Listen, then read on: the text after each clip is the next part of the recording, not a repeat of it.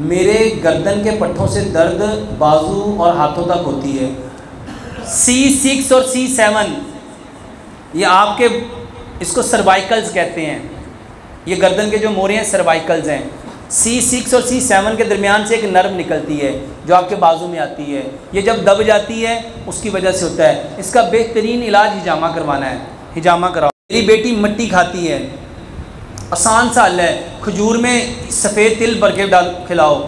बच्चे मिट्टी और सीमेंट उस वक्त खाते हैं जब कैल्शियम की डेफिशिएंसी होती है। ये क्या लिखा है? खराटों का इलाज बताएं। भाइयों, खराटे उसको आते हैं जिसका सोने का तरीका सही नहीं है। नबी सल्लल्लाहु अलैहि वसल्लम ने एक तरीका बताया है। हमेशा पहलू के बल लेटो और अपना सीधा हाथ अपनी गाल के नीचे रखो और अपनी टांगों को थोड़ा सा समेटो और अपने हाथ को दूसरे हाथ, एक हाथ को अपने गाल के नीचे और दूसरे को अपने टांग के ऊपर रखो। ये पोजीशन जब होगी तो आपके जो स्टमक का मुंह है वो नीचे को चला जाएगा। और जब आप चित्त सीधे लेटोगे, जब ऐसे सीधे लेटोगे तो जो ज़मीन में फोर्स ऑफ ग्रेविटी है वो खींचेगी।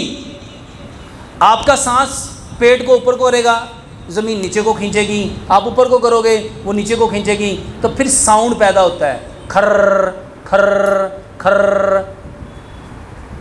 जब आप सुन्नत तरीके पे आ जाओगे,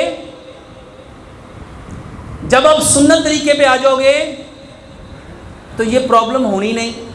और इसके साथ एक आसान सा इलाज बता देता हूँ। गाय का घी, देसी गाय का घी 2 बूंदे इधर और 2 बूंदे इधर गिराओ और इसके साथ अपनी नाफ में तेल डालो। अपनी नाफ में तेल डालो। ये बेहतरीन इलाज है।